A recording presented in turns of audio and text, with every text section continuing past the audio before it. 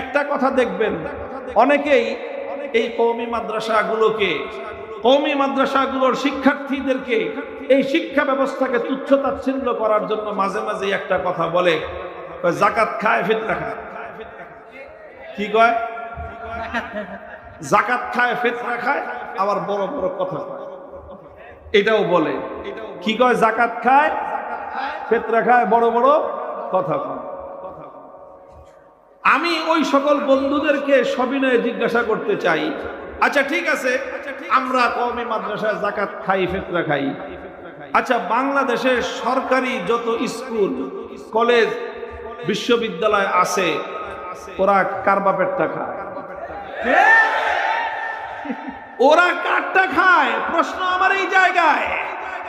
আমি আপনাদেরকে হিসাব দেই, প্রাইমারি স্কুলে, সরকারি স্কুলে যে সকল ছেলে মেয়েরা পড়ে মাসে কয় টাকা বেতন দেয়? 1 টাকাও বেতন দেয় না। এই প্রাইমারি স্কুলগুলোতে শিক্ষক শিক্ষিকারা মাগনা পড়ায়? বলেন, মাগনা পড়ায় না তাদেরকে বেতন দেওয়া হয়? বেতন দেওয়া হয়। এই যে প্রাইমারি সরকারি স্কুলে যে সমস্ত আমাদের ছেলে মেয়েরা পড়াশোনা করে এদেরকে পাঠ্যপুস্তক দেওয়া হয়, পাঠ্যপুস্তক কিনতে হয় না মাগনা দেয়? মাগনা।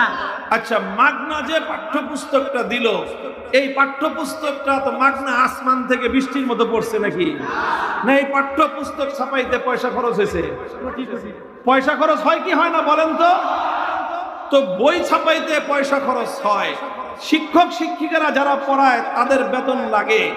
এই যে প্রাইমারি স্কুল, হাই স্কুলের যে বিল্ডিং গুলো নির্মাণ হয়, এই বিল্ডিং গুলো গাছের মতো মাটি ফুইরা আস্তে আস্তে গজায় ওঠে না? এই বিল্ডিং গুলো নির্মাণ করতে পয়সা খরচ হয়, পয়সা খরচ হয়। কথা বলেন ঠিক না বেঠিক? আমি আর কিছু না, শুধু এই 3টা খাতের কথা জিজ্ঞাসা করলাম। এই যে তাদের পাঠ্যপুস্তকের যেই পয়সা, এই যে তাদের শিক্ষক শিক্ষিকাদের যে প্রতি মাসে সারা বাংলাদেশের সমস্ত প্রাইমারি স্কুলের শিক্ষক শিক্ষিকাদের হাজার হাজার কোটি টাকার যে বেতন, এই যে এক একটা প্রাইমারি স্কুলের যে ভবন, লক্ষ লক্ষ কোটি টাকা দিয়ে নির্মিত এই ভবন, হাই স্কুলেরও একই অবস্থা, সরকারি কলেজগুলোরও একই অবস্থা, সরকারি বিশ্ববিদ্যালয়গুলোরও একই অবস্থা।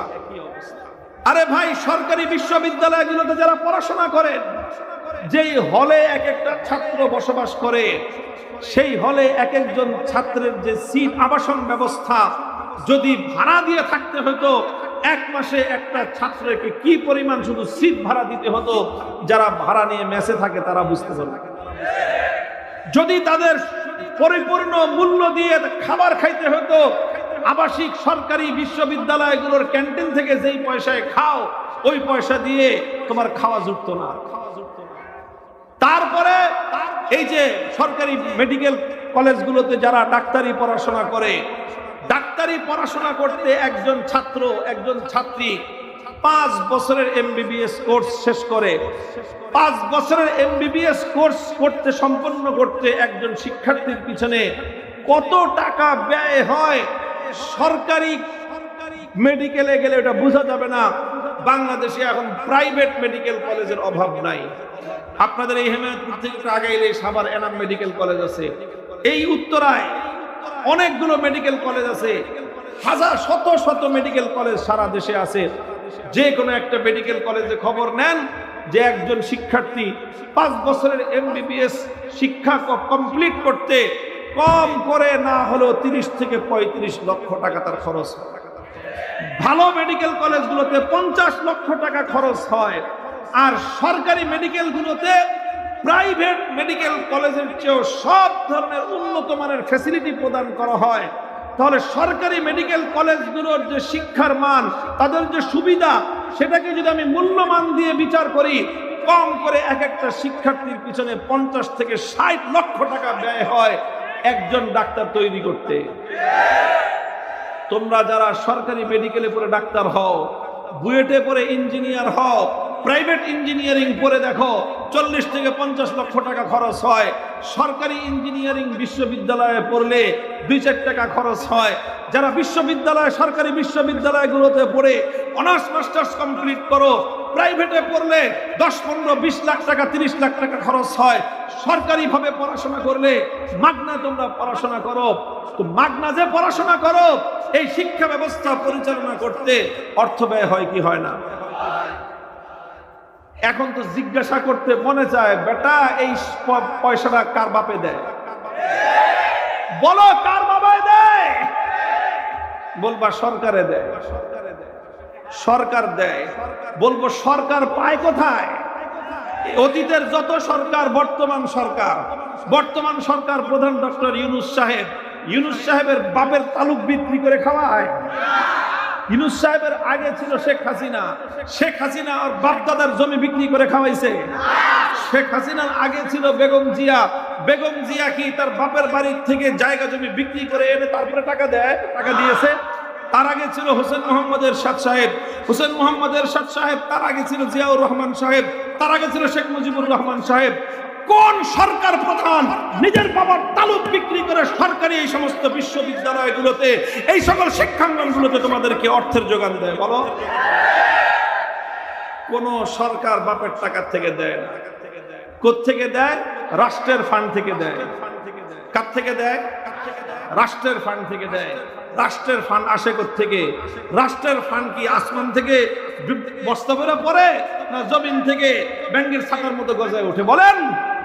রাষ্ট্রের এই ফান্ড দেশের মানুষের মাথার ঘাম পায়ে ফেলানো ট্যাক্সের পয়সা থেকে জোগাড় হয়। এই ট্যাক্সের পয়সা কারা পরিশোধ করে? আরে বড় লোকরা তো 99% জন ট্যাক্স ফাঁকি দেয়, চুরি করে। শিল্পপতিরা 100 জনের মধ্যে 90 জন দেশের সম্পদ পাচার করে। রাজনীতিবিদরা 100 জনের মধ্যে 80 জন দেশের সম্পদ লুটপাট করে বিদেশে বেগম পাড়া করে। সত্যিকার অর্থে এই সকল ট্যাক্সের পয়সাগুলো কারা দেয়? ট্যাক্সের পয়সা দেয় সারাদিন মাথার ঘাম পায়ে ফেলে রক্ত পানি করে রিকশার পেডেল চালায় যেই গরিব দুঃখী মেহনতি মানুষ সংসার চালায়। দিন শেষে 500 টাকা কামাই করে 300 টাকার বাজার করে। 300 টাকার যে বাজার করলেন আপনি, আপনার প্রতি 100 টাকার বাজার থেকে আপনি চাল কিনলেন, ডাল কিনলেন, তেল কিনলেন, নুন কিনলেন। একজন রিকশাওয়ালা, নৌকার মাঝি, একজন মেহনতি কৃষক, শ্রমিক, গার্মেন্টস শ্রমিকের 100 টাকার চালের পয়সা থেকে 15 টাকা ভ্যাট কেটে সরকারের ফান্ডে যায়। তোমার 15 টাকা, তোমার এই রিকশাওয়ালা, এই গার্মেন্টসের শ্রমিক, তোমার 15 টাকা দিয়ে একটা বেটা ওই মেডিকেলে ডাক্তার হয়। তোমার 15 টাকা খেয়ে ইঞ্জিনিয়ার হয়। তোমার 15 টাকা খেয়ে প্রাচ্যের অক্সফোর্ড নামে ঢাকা বিশ্ববিদ্যালয় থেকে গ্রাজুয়েশন করে। তো বেটা আমরা যাকাত খাই, ফিতরা খাই। আমরা বড় লোকের আল্লাহর পক্ষ থেকে নির্ধারিত যেই যাকাত, যেটা বড় লোকের সম্পদের মধ্যে গরিবের অধিকার, এটা গরিবের অধিকার, এটা তার সম্পদের মধ্যে আল্লাহ সৃষ্টিকর্তা বলে দিয়েছেন বড় লোকের সম্পদের মধ্যে তোর হিস্সা আছে। আমি তো আমার ন্যায্য হিস্সা বড় লোকের কাছ থেকে যাকাত নিয়ে আমার সন্তান কওমি মাদ্রাসায় প্রতিপালিত হয়। আমার সন্তান রিকশাওয়ালা যদি নিজের ইচ্ছায় স্বেচ্ছায় হাসি মুখে আমার মাদ্রাসায় কিছু কন্ট্রিবিউশন করে, তাহলে সেটা আমার সন্তান খায়। আর বেটা তুমি যে মেডিকেলে ডাক্তার হইলা, তুমি যে বুয়েটে ইঞ্জিনিয়ার হইলা, তুমি যে ঢাকা বিশ্ববিদ্যালয়ে জজ আর ব্যারিস্টার হইলা, উকিল হইলা, মুখতার হইলা, তোমরা এই দেশের মেহনতি মানুষের, কৃষক, শ্রমিক, মজদুরের মাথার ঘাম পায়ে ফেলানো ট্যাক্সের পয়সা খেয়ে পড়াশোনা করো। তো তুমিও তো এইরকম গরিব মানুষের ভিক্ষা খেয়ে পড়ালেখা করো। তো আমি যাকাত খাইলে যদি দোষ হয়, তুমি গরিব মানুষের ভিক্ষার পয়সা খেয়ে ডাক্তার হও, শরম লাগে না? আমার বাচ্চা যদি, আমার এই জাতির সন্তান, এই মাটির সন্তান যদি এদেশের মানুষের সম্পদে আল্লাহর পক্ষ থেকে নির্ধারিত হিস্সা যাকাতের অর্থ দিয়ে সে যদি মাদ্রাসায় প্রতিপালিত হয়, এটা যদি তুমি তাকে গালি দাও, তাহলে আমি ওইটার জবাব পাথর দিয়ে বলবো, প্রত্যেকটা স্কুল, কলেজ, ইউনিভার্সিটিতে আমার পয়সা দিয়ে তোমরা লালিত হও। আমি ট্যাক্স পে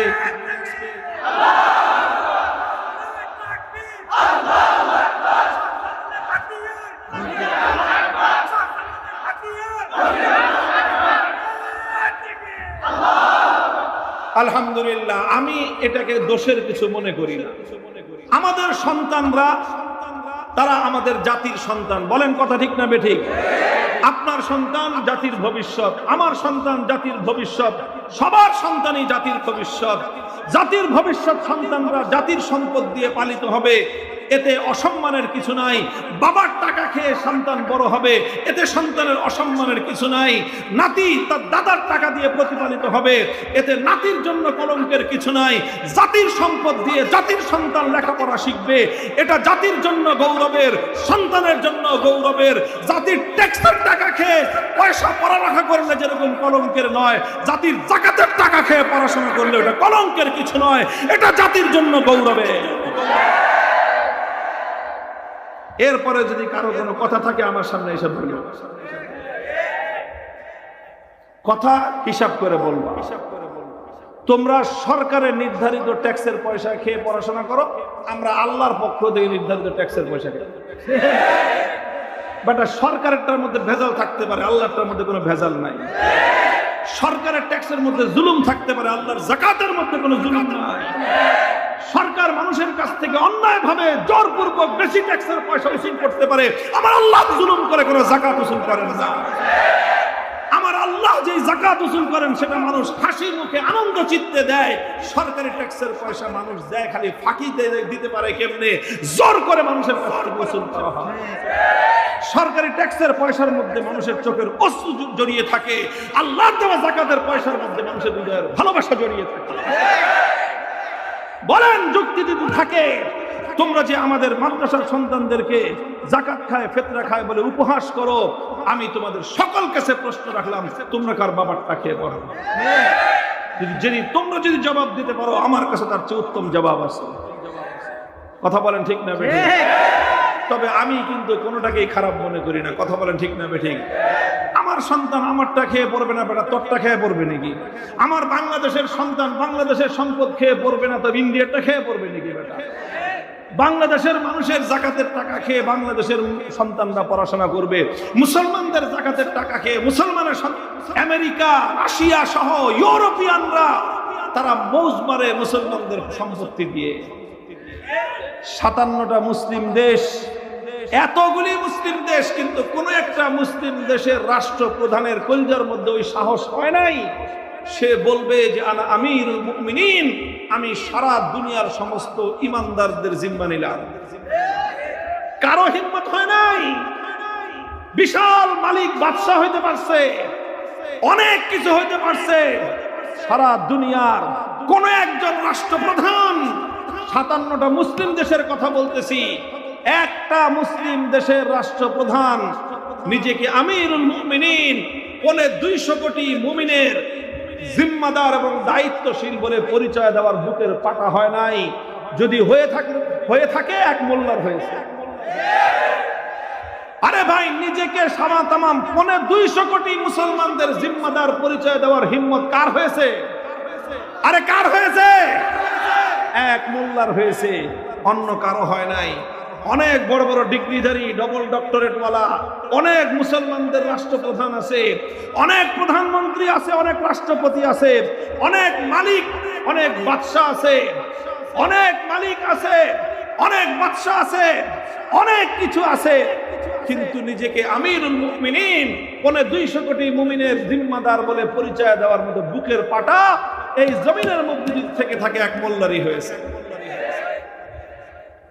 একটা দেশ 30 জনের মধ্যে 28 জন মন্ত্রী মোল্লা, একজন মানুষ রাষ্ট্রপ্রধান যিনি বলেন যে শুধু আমি আমার দেশের মুসলমানদের প্রধান নই, আমি तमाम পৃথিবীর সমস্ত ইমানদারদের জিম্মাদারি গ্রহণ করলাম। तमाम পৃথিবীর যে কোনো ইমানদার বলবে যে সে আমার নির্দেশ মানতে চায়, আমি তার দায়িত্ব গ্রহণ করলাম, আমার পরিচয় আমি হলাম আমিরুল মুমিনিন। এই কথা বলার সাহস পৃথিবীর অন্য কোনো গ্রাজুয়েটের হয় নাই, এই কথা বলার সাহস পৃথিবীর অন্য কোনো রাষ্ট্রের হয় নাই। এই কথা বলার হিম্মত এবং সাহস একমাত্র এমন একটা রাষ্ট্রের হয়েছে যে রাষ্ট্রটা চালায় মোল্লারা।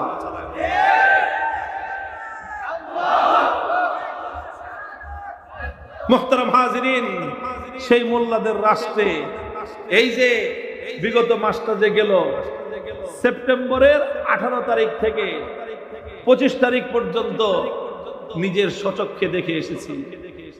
আলহামদুলিল্লাহ, এই আসমানের নিচে জমিনের উপর এত বিশাল পৃথিবী, এই গোটা পৃথিবীর মধ্যে একটা মাত্র ভূখণ্ড 6.5 লক্ষ বর্গ মাইল, আমার এই বাংলাদেশের সমান প্রায় 10টা বাংলাদেশকে একত্রিত করলে যতটুকু হবে, এই বিশাল এলাকা নিয়ে একটা দেশ, যেই দেশটার নাম ইমারাতে ইসলামিয়া, তারা নামই রেখেছে ইসলামী রাষ্ট্র।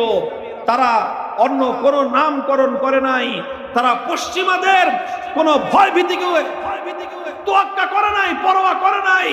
তারা পৃথিবীতে হুকুম, তারা নির্দেশ জারি করেছে, ঘোষণা করেছে আমাদের এই রাষ্ট্রের চূড়ান্ত ফয়সালা হলো এই রাষ্ট্র চলবে কোরআন সুন্নাহর সিদ্ধান্ত অনুযায়ী।